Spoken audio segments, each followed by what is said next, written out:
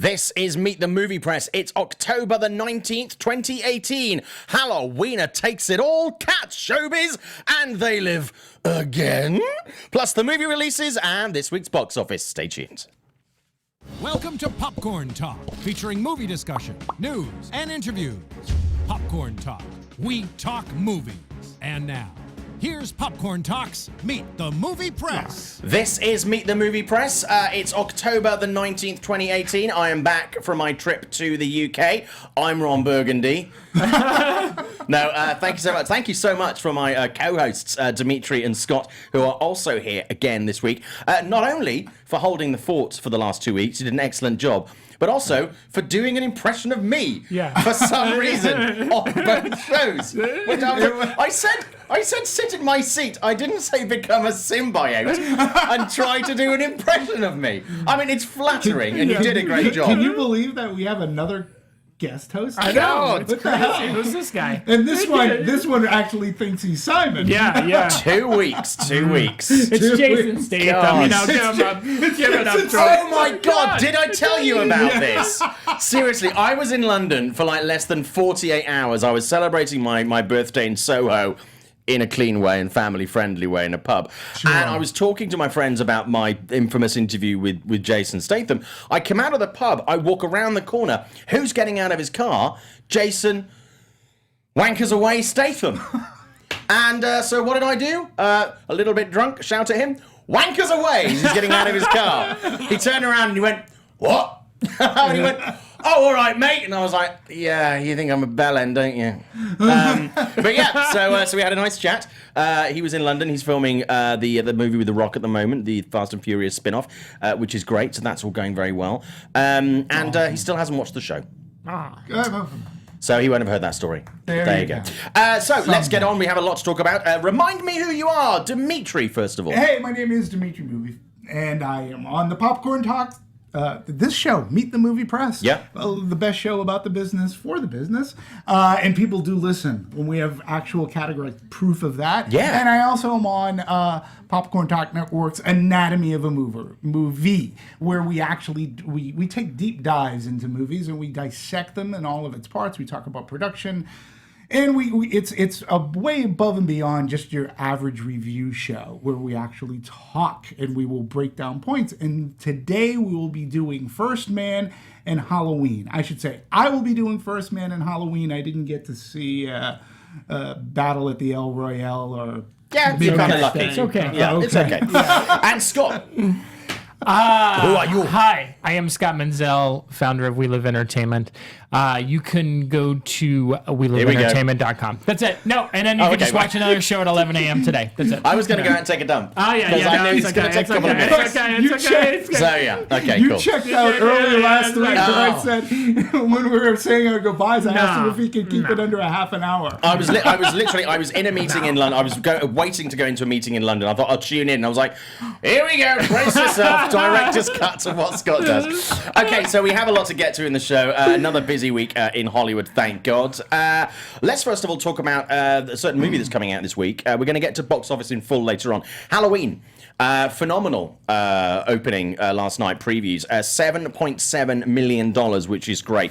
It's not the best we've had for this kind of movie at this time of year. Last year was $13.5 million for Warner Brothers opening weekend, which is great. This is $7.7 million, though. That is pretty impressive, and it's looking at a $70 million weekend. Not too shabby. First of all, let's go to our resident Halloween expert, Demetri. Surprised by that figure and the way that audiences are getting on board, or not at all? We'll talk about the film itself later. I had thought that it would be actually a little higher, but then I was factoring... This is just from Thursday. Understood. And... there were baseball playoffs going on, and those are actually pulling in a lot of ratings. So people do like to watch something like that live. I did see it last night at a preview screening, and it was very crowded, if not sold out. The audiences were loving it. I expect really huge numbers by this, really, and I think it'll over-index by what people are saying. I think so. I think the word of mouth is going to be super strong. Scott, what do you think? Yeah, I think ever since the reaction at Toronto, I mean, this movie has been going strong. Every single test screening, every single fan screening, rave reviews coming out of this movie. I think it definitely lives up to the hype. and it's going to not only have an amazing weekend this weekend, but an amazing weekend next weekend. Yeah, it'll so play right it's going to play really well for at least 2 weeks, probably 3. Yeah, and I was last weekend. I was in Pasadena for the 40th for the Halloween 40th anniversary. Yeah, that was busy. It was busy. I was tracking that online. There were a lot of people there. Yeah, it was busy. I spent way too much money. I have a lot of artwork from Hero Complex Gallery, but yeah, it was really busy. But the energy level, particularly at that Halloween the 2018 panel, was amazing. It was familial with them. They really they were amped up. We VIP members got to see the movie at a midnight show on last Friday. Yeah. People were psyched, and it even the energy levels at the convention itself to meet the new people, it was fantastic. It really was. It was a solid convention. It was very busy. I think it's really shrewd as well for them to have released this 2 weekends before Halloween rather than saving it till next weekend, because I think the word of mouth for this, it's going to be a strong opening. We know that already, and I think we're going to top 70 million. I can see it going 75, 80 quite easily. I think next week as well is going to be a really interesting box office weekend, because I think we're going to see either a really strong hold or we could see it possibly go up, because that weekend before Halloween people are looking for a horror movie, but they're looking for a really good horror movie, not just a horror movie to watch because it's Halloween. And this genuinely is one of those. I think we're going to see really interesting, we're going to see a really strong hold films like It and Get Out and stuff like that, where the word of mouth is really, really strong. We're going to talk about that movie more later on, but I just wanted to touch on the box office first of all, because that is really strong. While we're talking about Halloween, let's talk about Jason Blum. Yes. At Blumhouse Corner. Big fans of Jason Blum here. I don't think he wants us to be his Blumhouse Corner, though, this week. No. I think while we're in Blumhouse Corner, let's talk about this, because obviously he made, well, let's be honest, and he admits it was quite a stupid comment this week about the fact female directors, there aren't that many female directors, especially those who can do horror. I instantly could reel off 5 or 6. Very, very capable female directors who either have done or could do horror or have expressed an interest in doing horror. It really wasn't difficult. Jason himself has actually worked with some and helped develop some. So I really genuinely put it down to him not being an idiot. It was a slip of the tongue, and sometimes when he's having interviewed him many times, he has a train of thought, and the words kind of sometimes fall out of his mouth. And I think he just didn't, for 1 second, engage the thought process, give it enough thought, and then make the statement. Because I think had he done that, he wouldn't have said that. It wasn't a pointed anti-woman thing. It was an oversight, and an unfortunate and totally inaccurate oversight on his part. Oh, I agree, Scott. and I just want to say that it's amazing to see how popular Jason Blum is. Because as soon as that happened, that interview was posted, I mean, it was like my Facebook feed, and then all these articles came out. Here's a list of 10 directors that Jason Blum could mention. It's just amazing how powerful of a presence he has now in the industry, and how him saying something about there's no female filmmakers, how quickly people were like, dude, you better take that shit back. Yeah. And he did. And he did. And, he owned it. He really did. Really owned it. And he did it in a really great way, whereas I don't think the backlash on this is... No. I think it's negligible, if anything. He came out and really said, I said something really stupid. Yeah. Because I wasn't thinking. And I liked the note that he posted, actually, because his note is the Jason Blum that you've probably interviewed. It was well thought out, and sometimes I guess when you're in an interview, some people you do will say stupid things. Well, not only that, I mean, you kind of half-formed thoughts. Yeah. I think rather than stupid, I think half-formed thoughts. Yes. And then things can be taken out of context with interviews and stuff like that. It wasn't an audio. It was an audio interview, right? With written dialogue. So that's much different than on camera, where you can kind of show like the this whole show. thing. Yeah, like this show, right, where people can call us out, like last week. They do. But I think he handled it really well. I do just want to also say, to just for a second, is that a lot of people in this industry jump on people very quickly now. Yeah. And it's taken a very long time for female filmmakers to be recognized, and I think it's very important to realize that we do live in in a society, and it's still taking time, that we don't think of these names right away. And I'm not being passive to him. What he said was completely wrong, but it's just sometimes like you don't think of these names as quickly as you think of a Tarantino or Spielberg or Scorsese. I 100% agree. I see that changing, but I 100% agree.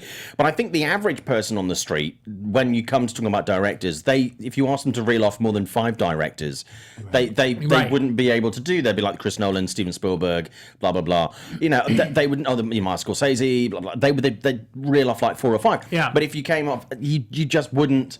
There wouldn't be a lot of women in there, and there wouldn't be the notability. But I think there are. I think again, what I say. I think what he said was words poorly chosen. Yes. And it was a half thought. There are plenty of obstacles to women in Hollywood. Sure. Jason Blum is not one of them. No. Not only is he someone who has helped a lot of women in the industry move forward in the industry, and a number of them spoke out in his, again, were like, that was not particularly well put. It was an inaccurate statement, but here's the proof of the pudding. But also, he is a guy who is continuing to put women in strong roles, front and center, in genre, where they're becoming, there's a really weird area in horror between being the scream queen leader and the tits and victim level of woman in a horror movie. Not only that, I want to point out also diversity. Yeah, I mean, like 100%. Look at the Purge franchise. Yeah, 100%. He's very progressive in that way. So if there are people in Hollywood that could be considered to be obstacles, he is not one. Right. No. He is not one. He is fighting a corner with them. It was a very poorly judged statement. And those who are listening, forgive me for being political here for a second, but to your point, it's not just the industry that people are jumping down on people for anything, right? These days, right? What he did that was correct was he immediately owned up to it, said it was stupid. Unlike, a particular Supreme Court justice where we don't get apologies for things like that. We're in a society today where saying I'm sorry or saying I'm wrong is really not enforced. And Jason Blum came out and said, that was a stupid thing of me to say, and he did it very thoughtfully. And to your point, he's not the problem. And I do agree, but I think there's a slightly different thing by the fact there's an element of deny, where there's an element of deniability because then you've got to prove the other side. And I think there's the fact that with this, where something that is quite blatantly disprovable, and also Jason Blum is in the movie business. And he's in the business of making money. And I'm certainly by no stretch saying he made this apology because he didn't want to lose money, but he is in a business, especially in a genre that is becoming even more popular. It's always been popular with women, but even more popular with women, especially young women. So I think it was really responsible of him to not only own it, but come out very, very quickly and just be really clear about it, because you could cause some problems and alienate your audience. I'm not saying it wasn't. It was clearly not money driven, but that is a different factor that has to be included here. No, absolutely. Okay, and I think for the it hasn't been announced yet, but there's potential for a Halloween sequel, which would be interesting to see a female director behind the camera. So when do you think, because I did a poll on this week on the Twitter, by the way. I did your poll. If you want to follow on Twitter, I do polls on there sometimes. It's at Meet Movie Press on Twitter, so please do follow that, and we're soon launching an Instagram. When do you think that sequel's going to be announced? Because I think that with the Boffo box office this weekend, I can very easily see this being announced on October 31st. It'll have been out for 2 weeks. You'll have some very solid box office behind it. Clearly, this is going to make a profit out of the gate without even sweating a drop. This is not a problem. We know that they've already discussed sequels. There was the plan for them to do, but they were like, okay, let's be a little bit cautious. Let's see, which was the right way to do it. A lot of Hollywood don't. They announce sequels before the movies come out. So when do you think the sequel's going to be? Do you think it's going to be this week? Do you think it's going to be October 31st or another random date in the future? Scott? I'm going to go with your prediction. Because, October 31st. Yeah, because what I think is lately, I was expecting, even with Crazy Rich Asians, the day after it had that huge box office, that they were going to announce it, and then they didn't, and they waited a couple weeks. I think Halloween sounds like the perfect time to announce the sequel. Demetri. I voted for this coming week. Okay. Like after, like sometime in the middle, Tuesday, Wednesday, Thursday, probably in the latter part. If in fact there is going to be one. It's going to be news about the next franchise that Blumhouse is going to do in the middle of the week. That's what's going to happen.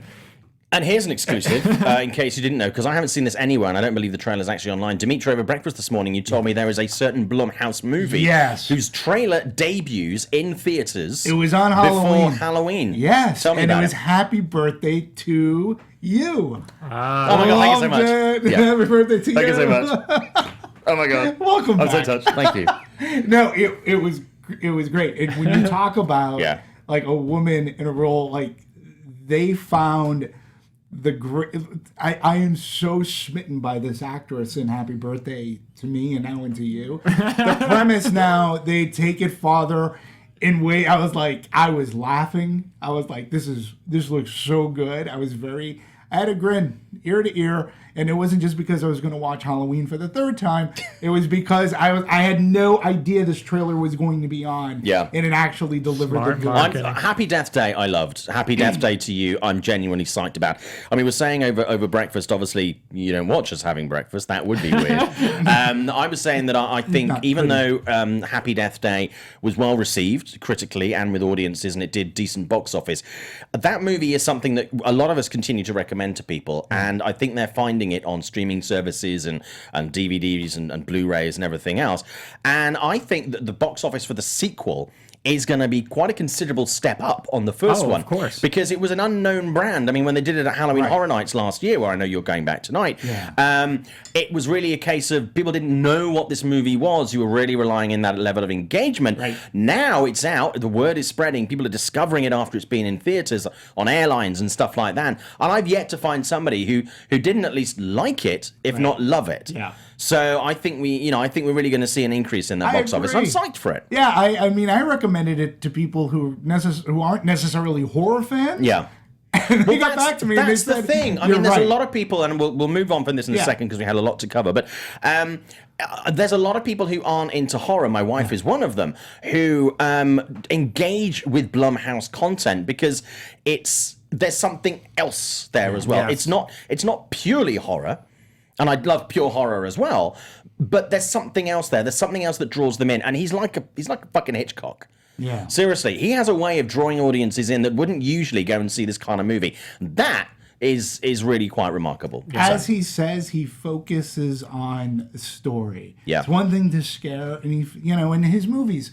Again, not all of them have been fantastic. Not always. I'm just saying. Not all of them have been a hit. Not all of them have been a lot a of hit. them, a lot of them haven't. Fantastic, but the ones that are a hit, you can single them out because they've been written well. They're clever enough, and then they're great movies. Happy Birthday to You, or to me, is Happy Death Day. It's Happy Death Day. I'm sorry. I was thinking. No, I know someone's going to pick that up. Happy Death Day. No, you're right. Happy Death Day, and it's Groundhog Day meets Scream. Yeah. That's what it is. And it's a lot of fun. And before we go to the next topic, right? Remember how we said that we were imitating him, right? Yeah. He just said box office boffo not about 5 minutes ago. Who said that last week? Yeah. That was me. Yeah. I'm just saying. We're all becoming one. Yeah.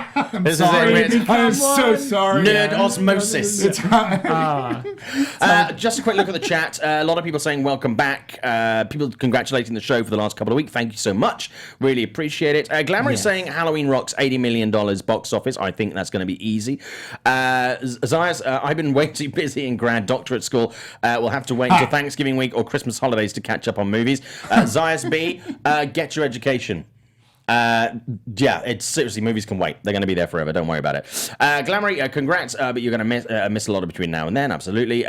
Zeno Housing, welcome back, Simon. Sky saying, hello, beautiful, humble, and funny and entertaining human beings. Oh, so I'm not sure what Sky is watching. I don't know what really he's not watching. sure. But he also says at Simon Thompson, Scott, and Demetri, which is great. So thank you so much. A lot of people saying they really enjoyed the show over the last couple of weeks, which is great. And lots of chat. So do join in. If you watch this live, there is a chat that goes on alongside. If you want to follow us on social media as well, it's at Meet Movie Press, and you can find me at Showbiz Simon on Twitter and Instagram. I gotta be honest, too. Scott and I talked about this like a lot while you were away.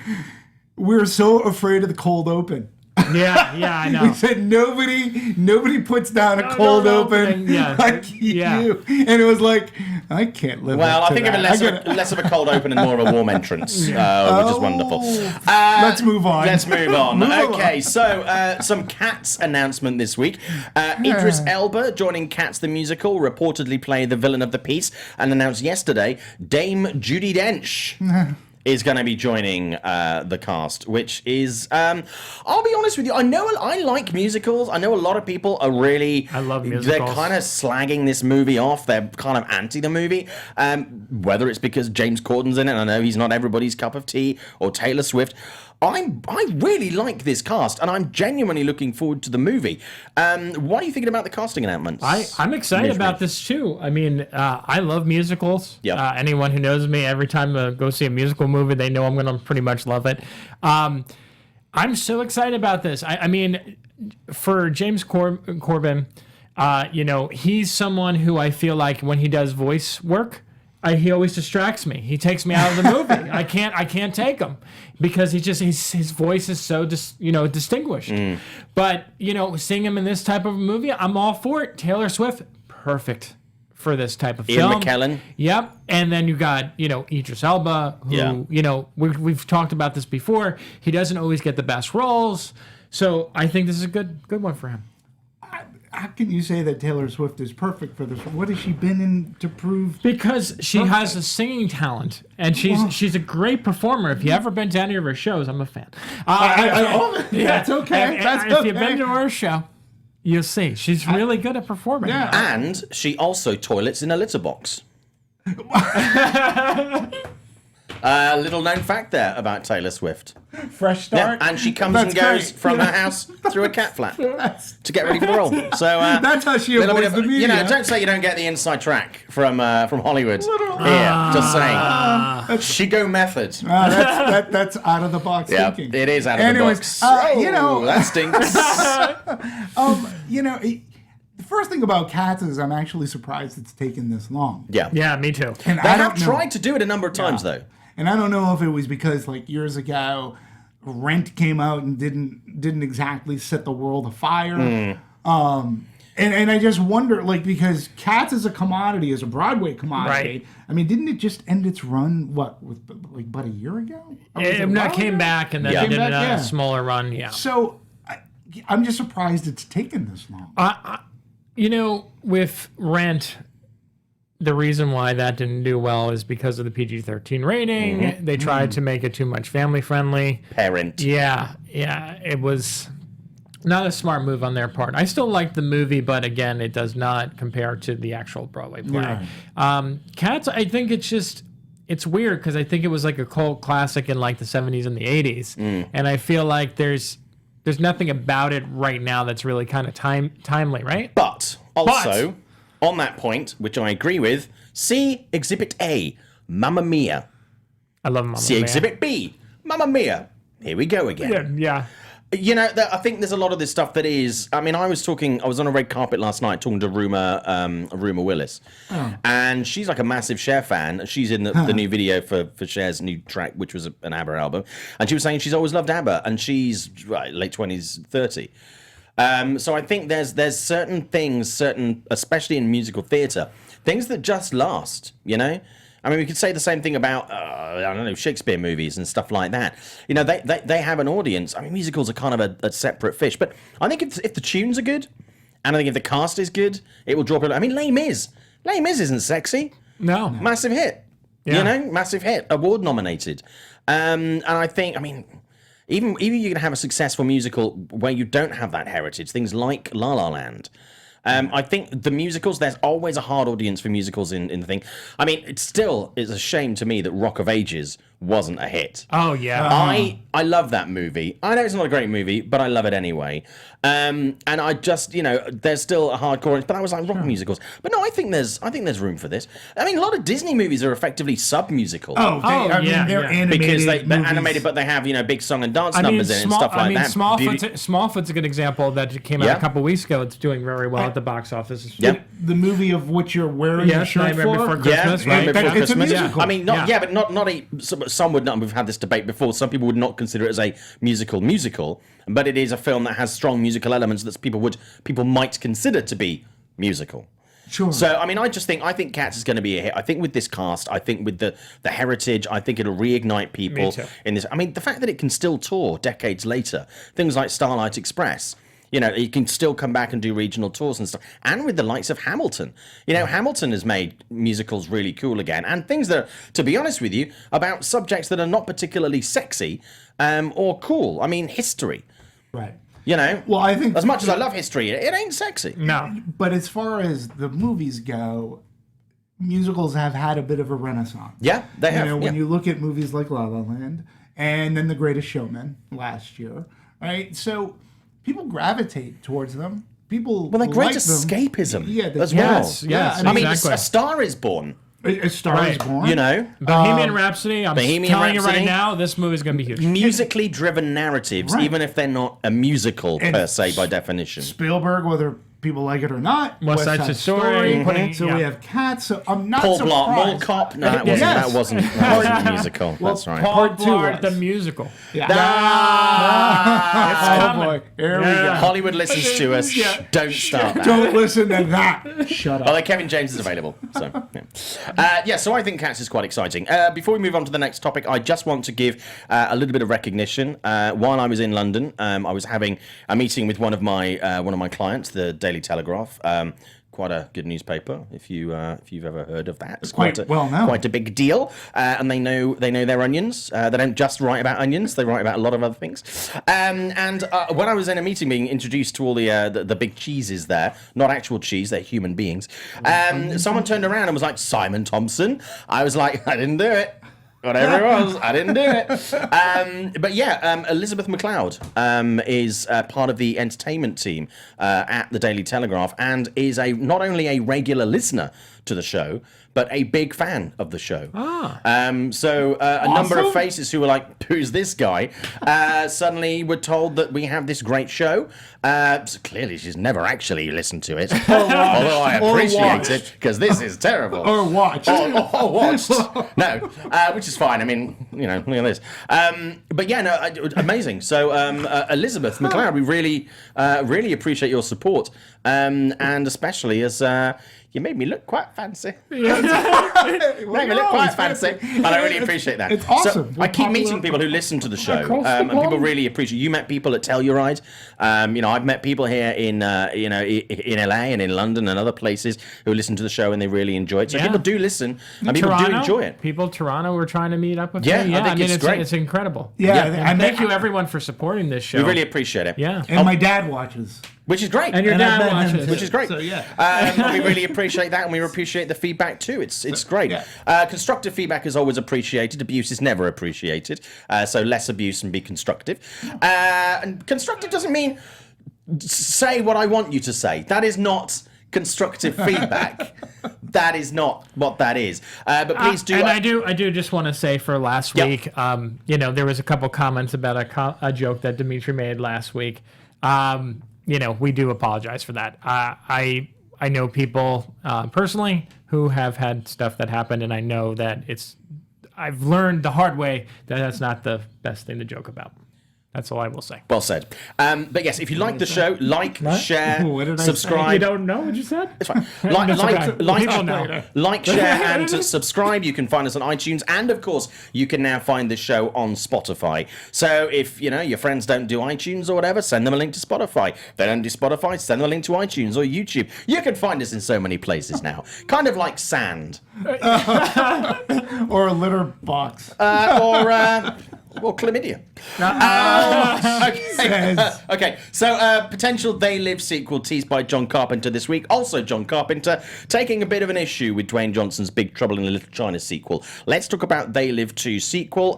For me, it is a massive yes, please. I have watched that. I discovered that movie completely by accident in a video store when I was a kid back in the VHS? 1800s. It was VHS. And I had no idea really what the movie was. At that time, I wasn't a massive John Carpenter fan. I still absolutely love that movie. It's a great movie. I think in the current political climate, I think it would actually work really, really well. I'd be very open to this, and I think obviously the fact that we've got Halloween with John being involved in that as well would be great. And if Blumhouse were to take that on as a project, they clearly have a partnership that works. I'd be very on board for that. Problem is, the original's a classic. People often have a problem with sequels to classic movies in case they're not as good. Demetri, first on this. My only issue is it's a sequel, 25 years after the original. Yeah. Like it's a timing thing.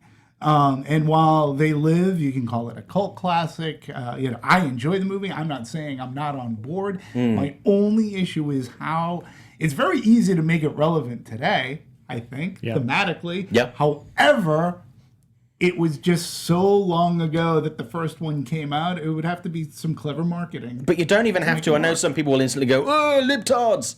You don't even have to set it in the US. You could set it outside of the US. You could set it in the UK. You could set it in various other countries. True. You could set it in parts of the African subcontinent. You don't necessarily have to go, "Oh, fuck, attack Trump again." Me. You can set it in various different places. It doesn't have to be a replication. Sure. Scott. I mean, I feel the same way. I think it's something that enough time has passed that they can do something totally new with it, and I don't think anyone will mind. Make it a musical. Make it a musical. All women. No. All women horror movie. That would go down well. Can you imagine the incels?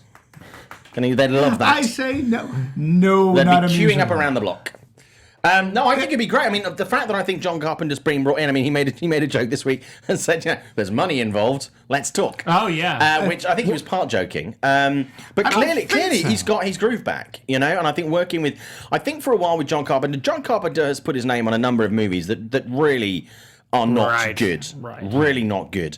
So we can't just go, "Oh my God, he's a master and everything he touches turns to gold." Some of the things he's touched have turned to shit. But I think he's found a partnership with Blumhouse, and I think there are other studios as well that would want to work with him and other production companies that I think really there are lots of ideas and lots of stories that he could continue to do that I think we could really see a renaissance. And, let's be really honest. John Carpenter's career has taken a dip over the last couple of years, and we're not going to have John Carpenter for much longer. No, from what I understand. I think really I would love to see John Carpenter's sort of final decades really be a return. Let's have a John Assance. Let's have Carpenter back. Let's put him back on that Hollywood pedestal where he's given the opportunity to make amazing, and they don't have to be huge blockbuster movies, but let's just have him back to make some absolute classic and help that. Do another Wes Craven, like the revival with Scream. Yeah. Let's go out on a high with John Carpenter. Yeah, from what I understand, and I don't know this to be 100% true though, but I understand his eyesight, his vision is not good, which could make it hard to direct. I'm not saying that as a joke, but I do, from what I understand, his vision has failed.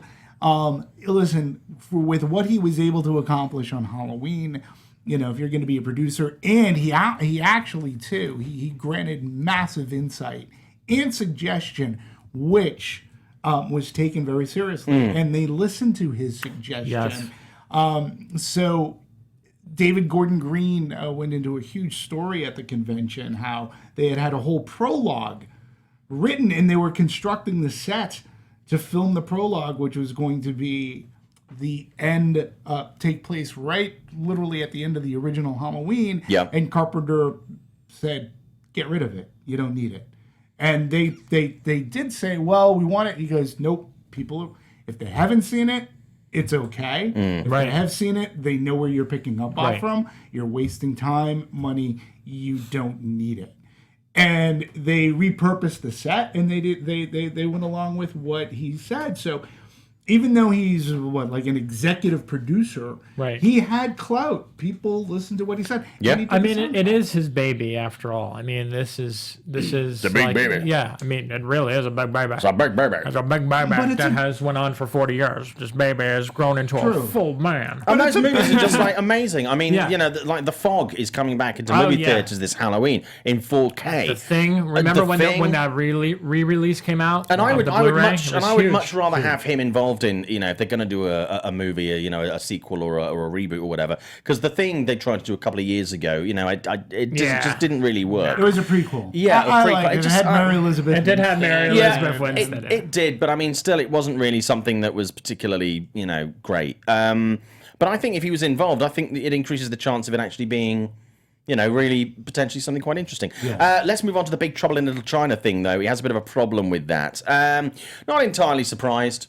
If it's something he's not involved in, I can see him having a little bit of, a problem with that. But I can only assume there are conversations that have been had behind the scenes that maybe he hasn't been involved for whatever reason.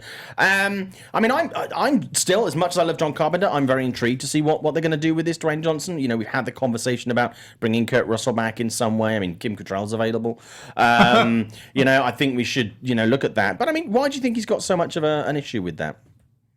I mean, I think a lot of people feel this is one of those movies that I think is such a cult classic that I see a lot of people actually still actively upset that they're redoing it. Yeah. I mean, I know it's a sequel, but I think people are just really upset about this one. I think in part he watched this and listened to this show where I voice, hey, I'm giving credit to the show. I mean, I'm with him. I just don't, I don't understand. Yeah, I'm sort of kind of with him on this. I mean, I like Big Trouble in Little China. Mm-hmm. It would have been nice when you talk about him getting involved. Yeah. This is a movie Carpenter should be 100% involved with. This is another one of those movies that was his baby. He solidified his relationship with Kurt Russell. It is a fun movie. And I don't know how you go on without involving John Carpenter in one way, shape, or form. For me, though, the upside of this, whether he's involved or not, is the fact that I still love Big Trouble in Little China. I watched it again quite recently, and I think it's a great movie. It wasn't a hit at the time. It got massively overlooked, and there's an entire generation who don't really know this movie exists. Right. So for me, it's such a great movie, and I think it deserves more attention. If, for me, the flip side of the fact that, first of all, the sequel would be hopefully good, and it, generally with The Rock, it tends to be a good result. I think then it'll make people go back and discover the original and perhaps get the love that it truly deserves as a movie. And again, appreciation for Carpenter's work. So I entirely understand and I agree with you why he would be upset about it. But I just think that the overall win here is the fact that people will discover some of his work and that original movie as well. And I think I just trust in The Rock, I think Dwayne, he's pretty good. I mean, okay, I don't like all his movies, and I'll be happy to criticize him when I don't. But I just think he'll deliver something, solid as a Rock. Well, we shall see. Again, this isn't like this was more of an original content. This wasn't like John Carpenter. This isn't rebooting Christine. Yeah. Right. And adapted. He took his money for The Fog because people forget there was a Fog remake. Yes. Yeah. Didn't do really well. It was terrible. It was terrible. It really was. Yeah. So for me, it's just tough because this is one of his originals, and to not have him involved in any which way, shape, or form to move the story forward. Well, that's probably why he's really pissed about it. In all fairness, you're right. It's not an adaptation of something. Right. So I would be more on board if he were on board. Yeah. With this movie. Interesting. Film nerd Jamie saying General public will not care about another Big Trouble, just like in 1986. They didn't care about the Tim Allen one either. No. Oh, God, no! How long have you had that in your pocket? Oh, good God. How much did Tim Allen pay you to get a mention on the show? Oh, my God. God. Oh, that was awesome. Yeah, welcome. I remember seeing that movie. That's one of the movies that I've almost walked out of. I liked it. I liked it. I think there was something about you. I know. You know me. I have some weird taste. That's right. That's true. That's very true. Sky Patterson coming up as usual with some really interesting ideas. They Live reboot with John Carpenter producing and scoring, with Quentin Tarantino or Taylor Sheridan or Roxanne Benjamin directing for Universal/Blumhouse or Warner Brothers or Netflix. Maybe? Question mark. I think it would have to be I would think it'd have to be Universal. Yeah, I would say Universal, and I think it would have to be big screen rather than going Netflix. I think, but it's an interesting idea there. Okay, actor associated with Bond because there's a Y in the day. Bond Watch, Game of Thrones star Richard Madden could be the next 007. Says totally unsubstantiated rumor. I could be the next Bond. Can I tell you something? All this talk about Bond. makes me care less and less about the movie. Well, I'm so over this movie already. This unsubstantiated rumor basically came out of the fact that there's a TV show that's been on the BBC in the UK called The Bodyguard, which has done phenomenally well and has Richard Madden in one of the lead roles, and everybody's been going crazy for Richard Madden. This same conversation happened after The Night Manager was on TV and Tom Hiddleston, and it was like, Tom Hiddleston's going to be the next Bond, blah, blah, blah. Lots of people put bets in the bookies.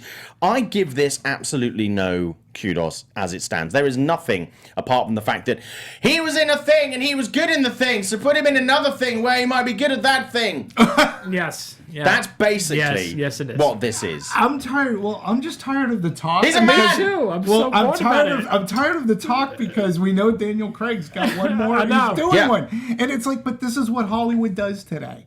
Like, they haven't even released one movie, and they're talking about but the three movies. This isn't Hollywood. This is our colleagues in the industry, like just trying to find something to freaking post for clickbait and say well, here we go. This is the copy and paste mentality that there is absolutely soiling the industry like a motel sheet. It is just God. Weird. I wish people would stop reading these things, and I wish the industry would stop feeding these sites with access to content, because then they will die. And then the really good people who work for these sites will be able to get jobs on actual proper sites that do proper news, and it's not cut and paste. Let's change the industry, and people stop clicking on these stories. Stop it. It's like, why do you... There's nothing I'm to amazed them. you didn't have this Batman and Henry Cavill and Ben Affleck news on here this week that everyone posts. I hear they're the same people, and Bond is going to be Batman. Yeah, right. Like, oh my God. We just have to... Seriously, the industry is absolutely riddled with these kind of things, and I think it's making a mockery of the industry. And also, look, if you're... This whole copy and paste stuff is pointless. It's pointless. The minute that something breaks on an industry site, someone rips it off. Right. Someone rips it off and sticks it on another site, and it just devalues what people are really working hard for. It doesn't help anybody. No. It doesn't help anybody, and you don't get that many clicks from it, because if you've got the same as everybody else, everybody's clicking on the same shit on different sites. Right. So there's really no value to it. Do something different. Right. Don't just copy and paste, and don't just do any old rumor that is there. Yeah. There's no point. Everybody wants to have the information first that they think information. If every restaurant's a McDonald's, well, where's the choice? But it's information they think is cool, and they want to be the first one to get it out to all their followers. So it perpetuates the stupidity, and it's all about, it's what you said. What you were saying about, we perpetuate this. Yeah. But in a sense, though, too, I gotta go, like, Hollywood today, too, is very obsessed about, oh, we're making this movie. Oh, and then in 2025, we're gonna have this, we're casting this person in the sequel. Like, they're casting people for oh, movies. my God, yeah, I know. And it's, like, ridiculous at this point. And I want to watch the movie. But I don't even mind like the dream casting. Who do you think could play these roles articles? I think they're fine. But I just think I would rather some of these outlets report something that is inaccurate, that they've heard as a story or they're working on as a story, and then have it debunked, than just have the same as everybody else. Because at least there is some sort of attempt to find a story. Right. Sometimes you get stories wrong. I absolutely agree. But I just think I would rather have someone try to do some innovative journalism that doesn't end up going somewhere, than just repeating other speculation that hasn't gone anywhere. That's all it is nowadays. I mean, everyone, like, someone posts one story and then it's exclusive to them, and then everyone else takes it, and there's a rehash version of it on 17 different sites. It's one of the main reasons. I just want to say, it's one of the main reasons on my website I don't freaking post news, because it's like you're going to go to Variety, you're going to go to Hollywood Reporter to read that. I post all original content, and I'm very proud of that. And anyone who contributes to the site posts original content. That's what's important in this industry, to have something that's unique and exclusive to your outlet. Yeah. Right. And that can be like ranking movies by your own opinions. And it doesn't have to be the definitive ranking. No. It's by your opinion. Just do something that puts some fucking effort in. Yes. Right. put some effort in Yes. and prove that what you're doing is worth reading. And don't do like, we learn blah, blah, blah about blue, blue, blue, and then you click through and there's absolutely nothing about that in there at all. And we just need to stop that. But we can only stop that when people stop clicking on stuff like that. Agreed. But there you go. I'll move on from that. I'll just get down off my soapbox. I'm now approximately 3'5" tall. Also breaking this week, Annabelle 3, Patrick Wilson and Vera Farmiga will play the Warrens in the spin-off sequel. Filming has started, I can tell you, which is great. I was on the Warner Brothers tour a couple of weeks ago, and I had a very nice tour guide. I was there with a friend of mine who was over, and I don't think she was supposed to tell us that on Soundstage 36 at Warner Brothers at the moment, the door was open, and she very happily told us that that's where they were building the sets for Annabelle 3, where production was starting in a couple of weeks. So we know this week that obviously Patrick Wilson and Vera Farmiga have actually joined the cast. The sets are built. They're on Soundstage 36 at Warner Brothers. Great. Yeah, which was amazing. I don't think she was supposed to tell anyone. The door was open, and I'll be honest with you, from what I saw from the back, there's buildings in there. There's structures. There's structures in there. It looked like a lot of Hot wood. scoop buildings in movie. But yeah, so that's great. There's so a catwalk. Did you see a catwalk? I did not see a cat walk. I did not see a cat complete set. run. I did not see anything.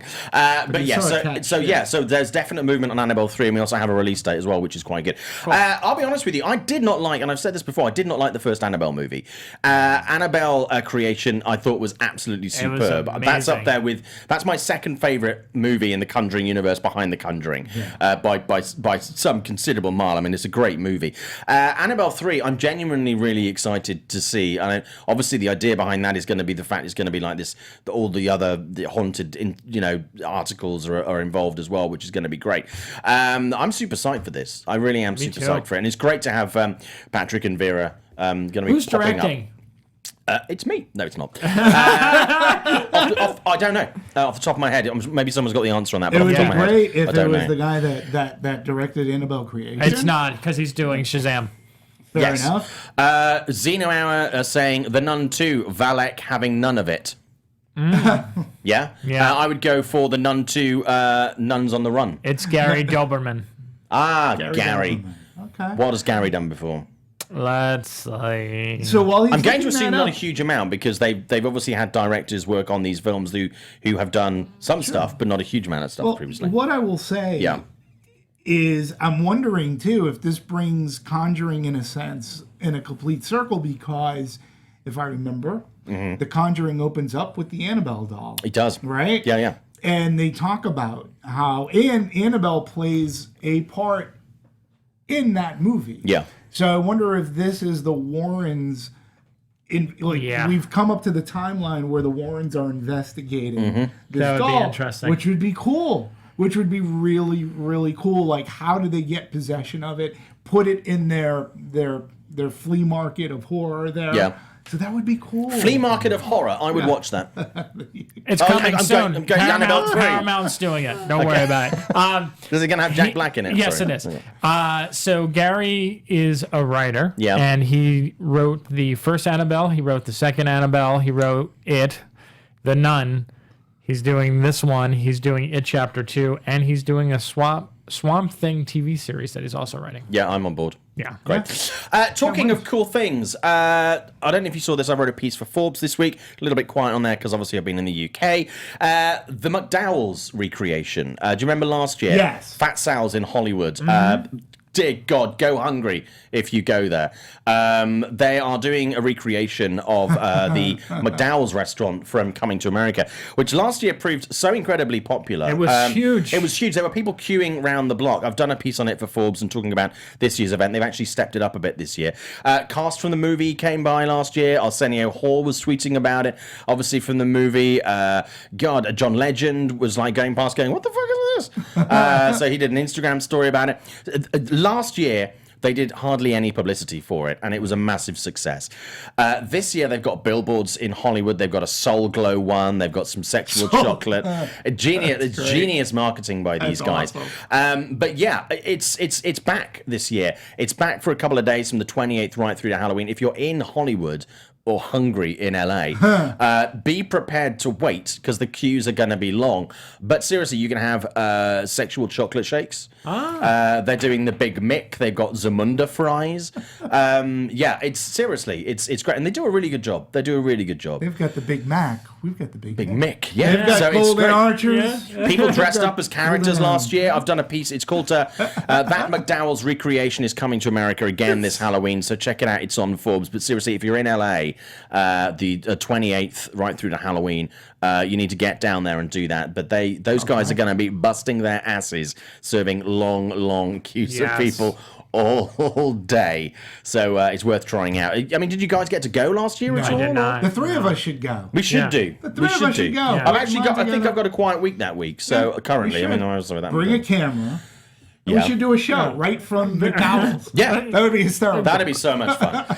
Yeah, but actually, I'm going to try and get Josh from Fat Sales to come on the show next week and tell us some more about that, which is great. But I just wanted to mention that because I know some people are going to be talking about that. We have 10 minutes left on the show, so I'm just going to very quickly run through other little bits of news, and then we'll do releases. The Flash movie's being delayed again, may not now come out until 2021. We have one movie for 2021, people. 2021. Take your bets. 2021. Surprised, upset. I loved Ezra Miller in this as this character. He's one of the reasons that they pushed this back because of his obviously Fantastic Beasts schedules. Yeah, I'm still looking forward to it. I'm still on board. Yeah, me too. Yeah. Out of Justice League, he was a character that I wanted to see more out of. I love him. Really liked him. I think he has such a dynamic personality. Yeah. He started out in independent film world, and he was such a serious actor. Right. And he was like, this is like this dark, serious guy. And then like the last couple of years, I mean, he came out at Comic-Con last year dressed as Toad. I mean, he's just so animated and personable. I love him. New Tom and Jerry, Scooby Doo, and Flintstones movies in the works. Of course, why not? Why not? The Flintstones with John Goodman is one of the few movies I've actually walked out of. Yeah. The first one. The first one's not that bad. The first one with Rick Moranis. Yeah. Is actually the first one. though. Second one with Viva Rock Vegas. Yeah. That one's bad. Yeah, That one's bad. I was at Universal when we released the first one, and I have to say, growing up watching the Flintstones, too, they got it. Yeah. Like, right now I forget the director's name, but they got it, and the jokes were there. The second one was awful. It's okay, Simon. It's not okay. Wait, you didn't like It's not okay. Wait, but you're talking the first one? What happened to The the first Jetsons one- the first movie? one I By the way, hated. where's the Jetsons movie where we've been talking about that's for decades? showbiz. That's Yeah, showbiz. yeah. But yeah, so Tim Story is attached to the Tom and Jerry movie. Scooby Doo's going to be, Flintstones. I don't know. I don't really know if the kids care about the Flintstones and stuff anymore. No. Do you know? But interestingly, the sets from the Flintstones, those are still around. A lot of them in the middle of a desert, not far from LA, I believe. And you can actually then go and visit and go to these really quite decrepit, sad, and quite terrifying homes. If you're looking to make a cheap horror movie, I mean, that'd be a great place to do it. Yeah. So is Scooby Doo going to be live action again, or are we going to go animated? I don't know. I mean, Scooby Doo. Listen, Scooby Doo. We don't need another Scooby Doo movie. Hear me out. Scooby Doo just had actually a really huge resurgence last year with Supernatural. Natural, yes. Okay, and it was if not the highest rated, and that show gets great ratings. That one was one of the highest rated of that show's entire 13 season run till now. Because there was so much build up to it. Right. Ashley watches it, so I was hearing about this for years. But it worked, and I think if done right, Scooby Doo and the Scooby Doo Gang and the Mystery Machine, I'm not opposed. I am. There you go. That's fine. Okay, so we have 10 minits left on the show, 8 minutes in fact. So there you go. Final word. So right. Oh, no, you didn't. No, you didn't. Yes, Queen. I said I was never going to do that again. Okay, so let's talk about big releases this week, or certainly the releases. It's a little bit quiet, other than Halloween, which we'll get to in a second. Mid-90s. Did either of you guys get to see that? I haven't. I would have loved to have supported it. And? It's okay. Okay, fine. That's fine. I mean, I'm hearing a lot of okay. Yeah. That's which is legit. fine. That's like how I feel about it. It's not a bad movie. It's not a great movie. It's okay. Just kind of hangs. If you love skate culture, Like Yep. if you Oh God, I do. yeah, then you got to go see it. Yeah. Can You Ever Forgive Me, which is a movie that, again, I really want to see. I didn't get invited to a preview, which is rather unfortunate. But I'll probably pay to see it this weekend. That's the Melissa McCarthy plagiarism movie in a nutshell. She's getting a lot of props for that movie, and Richard E. Grant's getting a lot of props. Also, possibly some awards talk around his performance in that movie, which is interesting. Guys, have you seen it? Did you like it? It's another one where I would say it's okay. Okay, I'm very much so. Right. Because it looked great in the trailers. Because Fox Searchlight this year, just if I may, I'm a big supporter of Fox Searchlight, and I have been for like decades. But this year, they have Old Man and the Gun, which I think is a good movie. Robert Redford's like supposed final performance. He's great in it. The movie's okay. Yep. Same kind of feeling for this movie, where I feel like Melissa McCarthy's really good, but the movie itself is not that great. Right. And then their big one is going to be The Favorite, which I think is like across the board, cinematography, performances, everything. The big that thing. one. Yep. Okay, cool. And there's another movie coming out this week, Halloween. Which we have all seen. I think I'm officially the last journalist in Los Angeles to have seen that, but finally, How was it sitting in the theater by yourself? Wow. How was that? Oh, jeez. Was that at home? Wow. Wow. That cuts deep. Actually, Mr. Smarty Pants, I downloaded it illegally. I'm kidding. No, I actually went to a screening on Wednesday night. Fuck, that hurt. I feel it over here. Can I get Anthony? Can I get something for this burn I've just got? Thank you. Halloween, I saw it on Wednesday night, and I deliberately actually, you can sit in seats where nobody else is there. That's kind of how that's done, in case you didn't know. I decided to sit in the middle of a row of people who, just kind of like, pretending I had friends. I did have two in here, but that turns out that's not true. Hey, I didn't say. That's right, I have one. What the hell, let's talk about the movie. They told him to sit next to me. They told him. I sat amongst a load of strangers to get the effect. Everybody was really psyched about this. The reaction in the movie theater was superb. People were really getting into the movie. People were genuinely jumping in their seats. I'll be honest with you, I know some people are losing their shit over this movie. It wasn't like pee my pants 10 out of 10, but I absolutely say I cannot wait to go and see this movie again this weekend. There is so much in this movie that I want to go and I want to soak it all in again. Watch Anatomy of a Movie, because I've got the most extensive breakdown of it. It's so good. I mean, there's everything I loved about it. You actually doing there it is today? a kid. We are. There is a kid in the movie. I don't know his name. I blanked.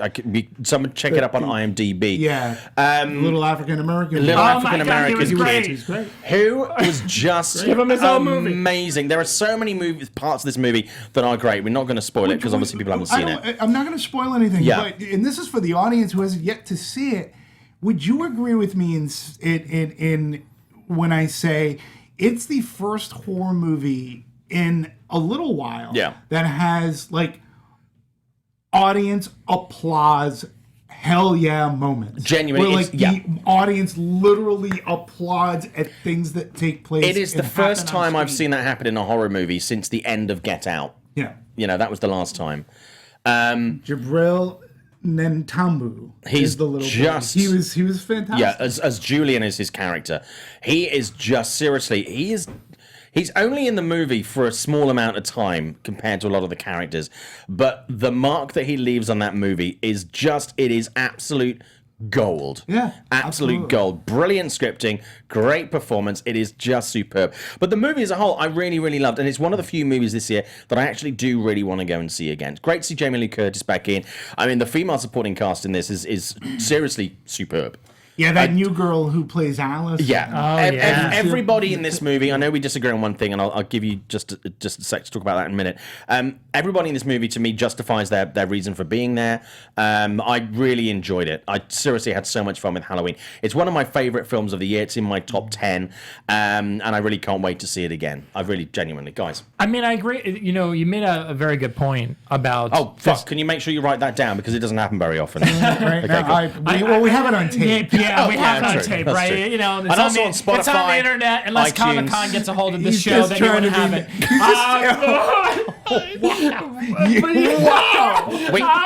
it. We don't have long, guys. And we haven't checked in any bags. right, So Sorry.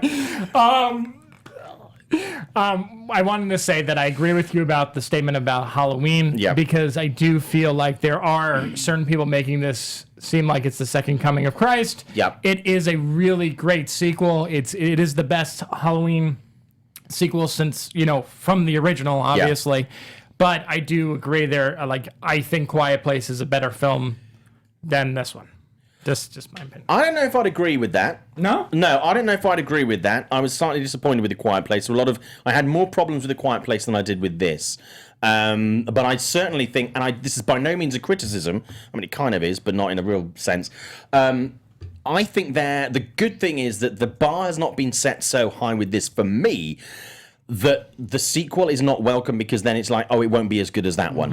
It allows a little bit of breathing room. It sets a lot of things up, and I think it has a couple of imperfections in there that I think actually really give room for improvement in the following one. And I think we see this recurring issue in Hollywood where you have a film that is so good that when you have a sequel, there's almost no way it can match that original movie. Right. I think Deadpool is a really good example of that.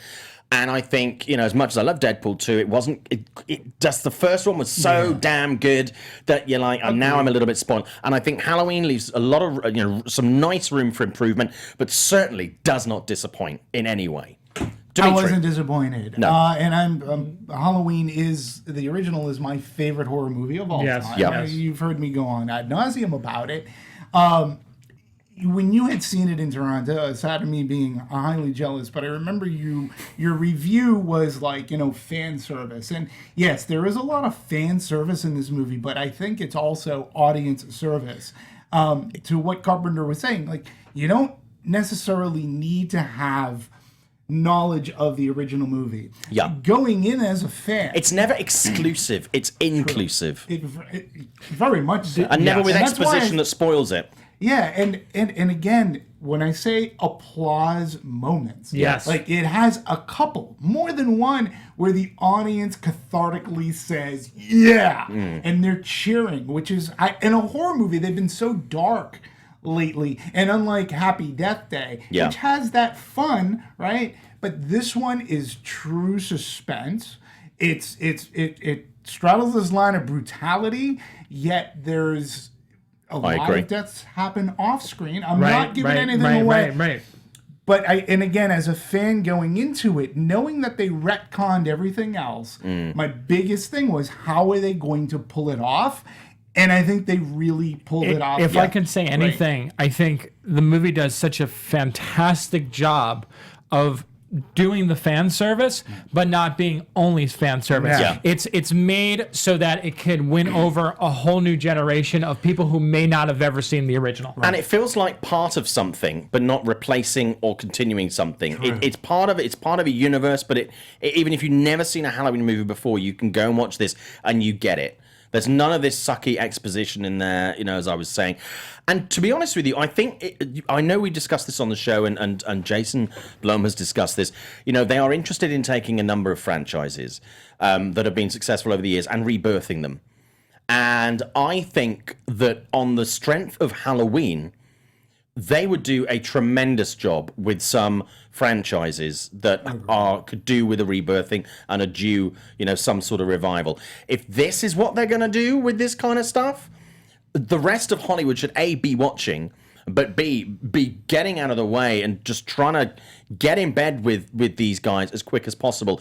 To not say, this is our franchise, you're going to have to, bust a nut to get it. They're like, please, help us reinvigorate these, because if that's the proof of the pudding, I'm eating that pie. And I really enjoyed reading and learning about the process of how this movie came together, and how they got Jamie Lee Curtis on board, and how they got John Carpenter on board. I love that story. Speaking of Jamie Lee Curtis, I think it'll most likely be overlooked. But I think her performance, particularly at the beginning of the movie when we're first introduced to Laurie Strode, she is a wonderful combination of Linda Hamilton as Sarah Connor in T2. Yes, okay, yeah. it's almost identical type of suffering from PTSD. I'm saying the sky is falling. Nobody's listening to me. I've lost my son. Yeah. Talking about the same. This is the same thing, and also great hints of Sigourney Weaver from Alien and Aliens, in which there is still the motherly aspect. She's still tough as nails. I look at H2O. I think there are character arcs that are very similar with Laurie Strode in H2O here. But I was extremely pleased. I mean, I've seen the movie 3 times. There's one character storyline that still pisses me off and bothers me. But the rest of the movie is so strong that there's a good chance there may be a 4th. I really enjoyed it. So, box office predictions. I'm thinking it's tracking at about 70. I can see it very easily going 75, 80. That would not surprise me at all. Scott, what do you think? I'm with you. I think it's about 80, 85. Yeah. And Demetri. I believe. I mean, I said it last week that I think it could potentially beat Venom. I really do. It's going to be the number 1 movie at the box office this week. Without a doubt. We do have baseball playoffs. Yeah. And the Los Angeles Dodgers are in that. Big ratings there. But the way that it's going to play into the week and the weekend of Halloween, right? It's like you said. Tiny drop-offs next week. It won't be as substantial as the typical horror drop-off. And it'll continue to play on. I don't know what the cinema score is yet. We probably won't know that till over the weekend, but I can't imagine it being anything less than an A. Yeah. Yeah. 85% the last check on Rotten Tomatoes. Yeah. People really like this movie. Guys, we're going to have to wrap up. Unfortunately, we've run out of time. I mean, time will continue, but on this show, I'm not saying the world's going to end. That would be very negative, so I'm not going to. So thank you so much. Meet the Movie Press. If you want to follow the show, you can obviously like us on Facebook. We have Facebook. I have a Facebook. This is Simon Thompson. No, you don't have a Facebook. No. You can find us on Twitter at Movie Press. We're going to do the Instagram soon as well. We're going to kick that off, which is great. My name is Simon Thompson at Showbiz Simon on Instagram and Twitter. Demetrius, where can we find you? At DMovies1701. At DMovies1701. And this week on Anatomy of a Movie, you are doing Halloween 2018, and we will also be doing, I believe, First Man. Scott. Very nice. Yeah. I'm excited. I'm very excited. About First Man. Yes, about First Man. Don't hear that very often. Yeah, you don't hear that very often. Anyway, Scott Menzel, thank you so much for watching and supporting the show. You can find all my written stuff on WeLiveEntertainment.com. I also just want to give a shout out to the Hot Springs Documentary Film Festival, where I'm actually leaving tonight to go to for 4 days to see a bunch of documentary film festivals. Awesome. Oh, that's cool. So thank you so much. Meet the Movie Press. We will be back next week. We are going to be replacing Demetri with, I guess, yet to be announced. You're taking a week off. Yeah, I'll be in Miami. Fantastic. At the wonderful Show East convention. And if you like the show, tell everybody about it. You can find us on YouTube, or you can find us on iTunes. You can also now find us on Spotify. Like, subscribe, tell your friends. We appreciate the feedback, but please be nice. We don't like dicks. Have a great week, everybody. From producers Maria Menounos, Kevin Undergaro, Phil Svitek, and the entire Popcorn Talk Network, we would like to thank you for tuning in. For questions or comments, be sure to visit popcorntalk.com. I'm Sir Richard Wentworth, and this has been a presentation of the Popcorn Talk Network. The views expressed herein are those of the hosts only and do not necessarily reflect the views of its owners or principals.